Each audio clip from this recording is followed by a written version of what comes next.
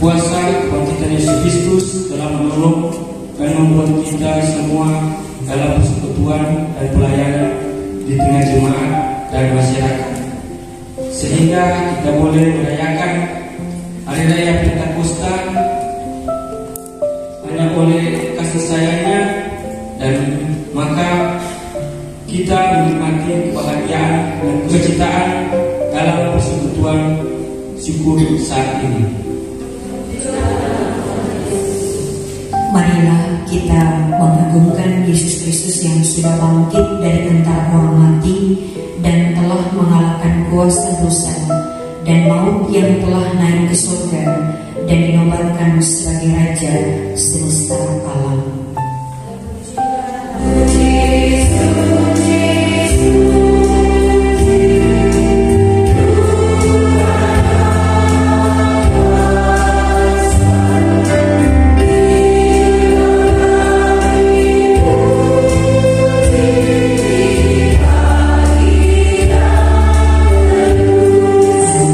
Ibadah Hari Raya Pentakosta pertama ditabiskan hanya dalam nama Tuhan Allah yang telah mengangkat Yesus Kristus ke dalam kemuliaan.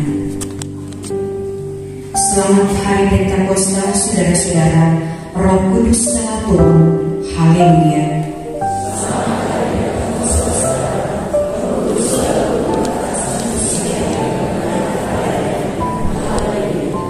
Dengarkanlah nats pembimbing dalam kitab Injil Yohanes pasal 14 ayat 26.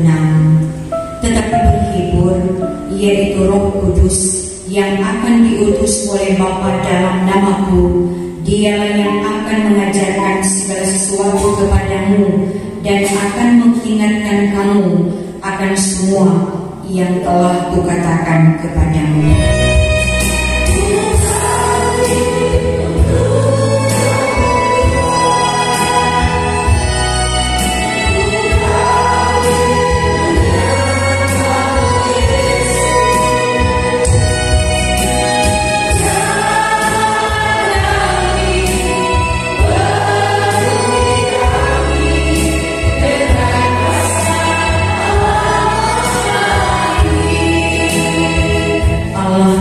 Kudus, datanglah di hadapannya dan akuilah kelalaian kita, ketidaksanggupan dalam tugas pelayanan, serta keikutsertaan kita dalam dosa-dosa dunia masa kini. Mari kita mengakui segala kegagalan kita dalam melaksanakan kehendak-Nya dan memohon kemurahan-Nya untuk membaharui kehidupan setiap kita. Mari berdoa. Biar kami merasakan pimpinan dan penyertaan Tuhan itu selalu ada. Olehnya di dalam persekutuan di saat ini kami tertunduk di hadapan-Mu, ya Tuhan Allah. Setiap kami mengakui keinginan, kemauan diri setiap kami yang menonjol. Kami tidak dipimpin oleh Roh Kudus, tapi kami mengandalkan kekuatan dan kemampuan kami manusia.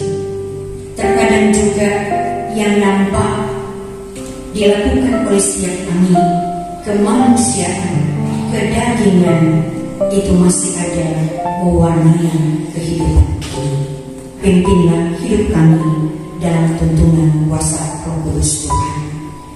Dengarkanlah setiap doa dan sambutlah kiranya pengakuan setiap kami di dalam nama Yesus Tuhan, Juru Selamat kehidupan kami. Amin. Bertobatlah dan hendaklah kamu masing-masing memberi dirimu dibaptis dalam nama Yesus Kristus untuk pengampunan dosamu, maka kamu akan menerima karunia Roh Kudus. Sebab bagi kamu janji itu, dan bagi anak-anakmu, dan bagi orang yang masih jauh, yaitu sebanyak yang akan dipanggil oleh Tuhan Allah kita.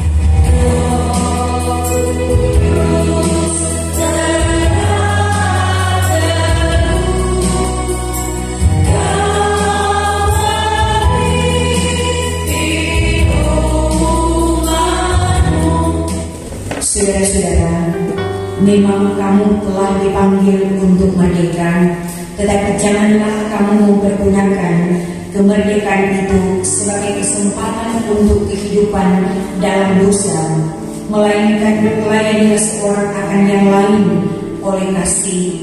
Sebab seluruh hukum Taurat tercakup dalam satu firman ini, yaitu kasihilah sesama manusia seperti dirimu sendiri. Tetapi jika kamu saling menggigit dan saling menelan, awaslah supaya jangan kamu saling membinasakan. Maksudku ialah, hiduplah oleh Roh, maka kamu tidak akan menuruti keinginan daging. Sebab keinginan daging berlawanan dengan keinginan Roh, dan keinginan Roh berlawanan dengan keinginan daging, karena keduanya bertentangan, sehingga kamu setiap kali tidak melakukan apa yang kamu kehendaki. Kasih, sukacita, damai sejahtera, kesabaran, kemurahan, kebaikan, kesetiaan, kelemah lembutan, penguasaan diri.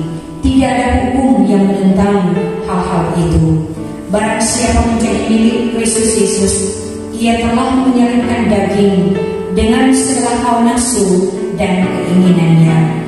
Jika kita hidup dalam Roh, baiklah hidup kita juga dipimpin oleh Roh. Dan janganlah kita gila hormat, janganlah kita saling menantang dan saling mendengki. Aku percaya kepada satu Allah, Bapa yang Maha Kuasa, Pencipta langit dan bumi, segala yang kelihatan dan yang tak kelihatan, dan kepada satu Tuhan, Yesus Kristus, Anak Allah yang tunggal, lahir dari Sang Bapa sebelum ada segala zaman, Allah dari Allah, terang dari terang, Allah yang sejati dari Allah yang sejati, diperanakan bukan dibuat, sehakikat dengan Sang Bapa, yang dengan perantaraannya segala sesuatu dibuat, yang telah turun dari surga untuk kita manusia dan untuk keselamatan kita, dan menjadi daging oleh Roh Kudus dari anak darah Maria, dan menjadi manusia yang disalibkan bagi kita di bawah pemerintahan Pontius Pilatus, menderita dan dikuburkan, yang bangkit pada hari ketiga sesuai dengan isi kitab-kitab, dan naik ke surga, yang duduk di sebelah kanan Sang Bapa, dan akan datang kembali dengan kemuliaan untuk menghakimi orang yang hidup dan yang mati, yang kerajaannya akan mati. Jemaat yang dikasihi Tuhan Yesus Kristus, baptisan anak adalah sah menurut kesaksian Alkitab. Sebab perintah baptisan ditujukan kepada segala bangsa dalam Matius 8 ayat 19-20. Kebanyakan berita Alkitab tentang pelayanan baptisan menyaksikan baptisan keluarga atau baptisan selisih hukum.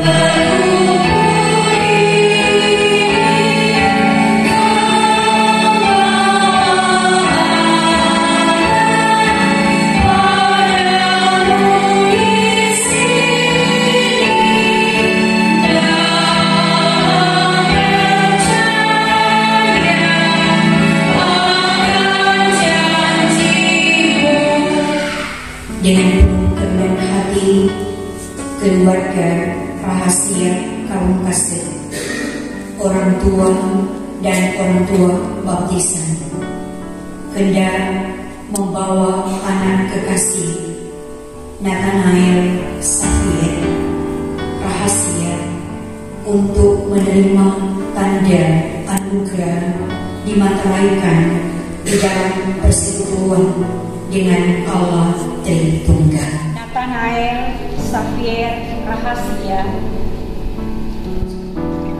Aku membaptiskan engkau di dalam nama Allah Bapa, Anak, dan Roh Kudus.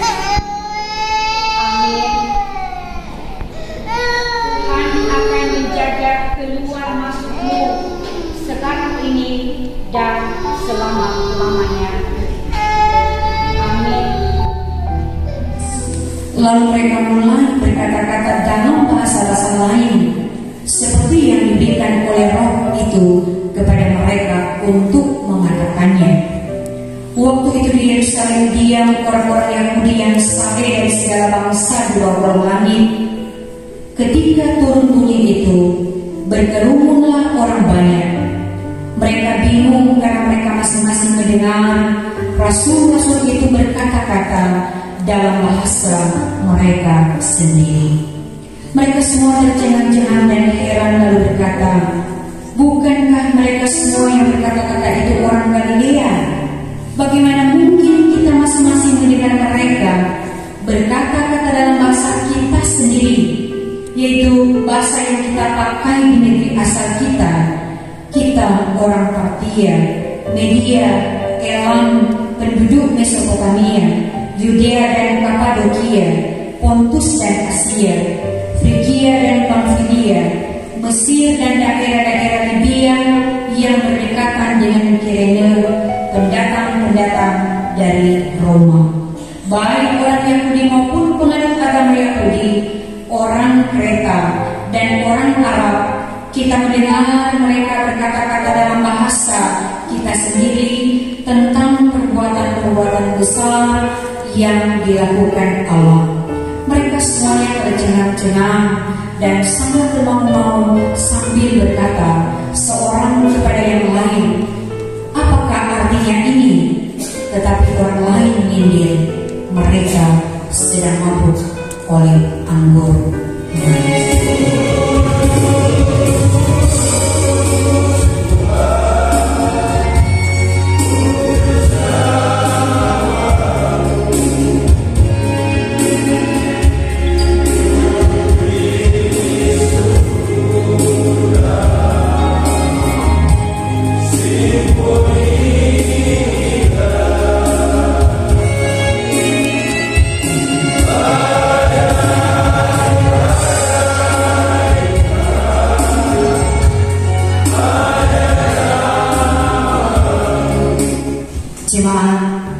Yang dikasihi dan diberkati oleh Tuhan kita Yesus Kristus, salam sejahtera bagi kita sekalian. Yang pada hari ini semua umat Kristiani sedang dan sementara merayakan ini peristiwa besar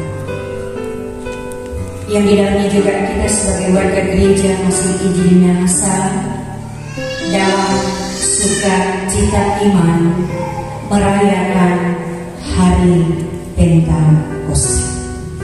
Makanya kita yang hadir dalam persekutuan ini bersukacitalah, bersyukurlah, karena ini adalah pesta iman yang mana kita kembali diingatkan tentang karya selamat Allah. Pentakosta artinya 50. Dalam perjanjian lama, Pentakosta itu diperingati oleh umat Israel selama 7 minggu, 50 hari setelah Paskah. Semua berkumpul dalam rangka pengucapan syukur, menikmati panen, diberkati, tapi juga mengingatkan bagaimana perjalanan umat Israel keluar dari tanah perbudakan, dan juga di hari Pentakosta semua umat Israel mereka berkumpul, ibadah pengucapan syukur, mereka merayakan, termasuk para budak dan orang asing. Mereka menikmati persekutuan dengan sukacita, dengan kegembiraan sambil menikmati berkat Tuhan, tapi yang utama mengingatkan bahwa Tuhan sumber berkat, Tuhanlah yang telah mengeluarkan, membebaskan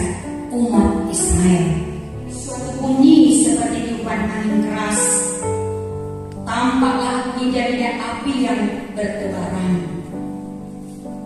Para murid Tuhan Yesus, mereka dalam kepenuhan Roh Kudus. Berbagai orang datang dengan berbagai bahasa. Memang mujizat terjadi. Para murid Yesus, orang-orang percaya itu dalam kepenuhan Roh Kudus. Pun juga yang terjadi, ada tiupan angin yang sangat keras, ada lidah-lidah api yang memang menguasai para murid Yesus. Mereka bisa berbahasa dengan berbagai macam bahasa, sehingga orang-orang yang menyaksikan pada waktu itu tercengang-cengang, termangu-mangu. Mereka berkata, mereka orang Galilea, mana mungkin mereka bisa berbahasa dengan berbagai bahasa yang memang dimengerti. Mereka bisa berbahasa yang bukan bahasa mereka. Tujuannya, mereka memberitakan dan menyampaikan perbuatan-perbuatan besar Allah. Mereka menyampaikan tentang keselamatan yang itu dijangkau, dimengerti, pun juga banyak orang yang percaya. Sekalipun saudaraku, dengan kejadian pada waktu itu ada orang yang menyindir, ada orang yang mengatakan bahwa para murid mereka sedang mabuk. Kuasanya pencurahan Roh Kudus itu nyata para murid Yesus kepenuhan dalam Roh Kudus. Tetapi mereka bukan tidak sadar, tetapi dalam kendali. Mereka dipenuhi dengan Roh Kudus dalam kendali kuasanya, sehingga apa yang mereka sampaikan sekalipun bukan bahasa mereka, tetapi dimengerti oleh orang-orang yang berkerumun pada waktu itu. Mereka bukan orang pintar, mereka bukan orang yang memiliki gelar, mereka nelayan.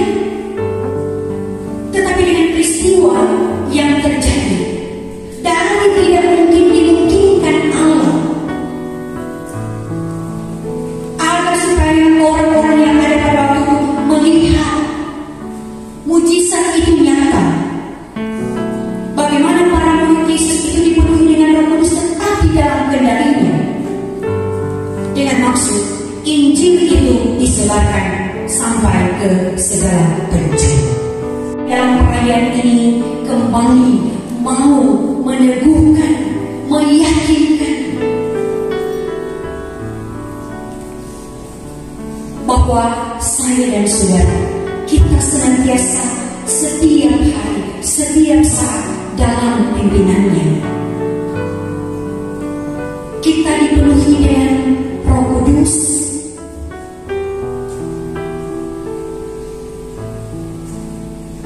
Setiap hari, setiap kita mau belajar melawan kedagingan, melawan hawa nafsu. Sebagaimana para murid Yesus ketika mereka menantikan dalam ketekunan, dalam kesaktian, dalam persekutuan doa, mereka memang telah diubah, telah dibaharui. Bagaimana dengan kehidupan saya dan saudara? Kita tidak lagi menantikan kuasa Roh Kudus, tetapi kuasanya itu nyata, bekerja dan berkarya dalam kehidupan setiap kita. Kita saat ini sedang menantikan kedatangannya. Tetapi yang menjadi persoalan, apakah kepenuhan Roh Kudus itu ada dalam kehidupan setiap kita, ataukah kita masih memberikan kesempatan hawa nafsu, kedagingan itu masih ada dalam kehidupan setiap kita? Kalau Roh Kudus ini memimpin kehidupan setiap kita, dan hari ke hari kita dibaharui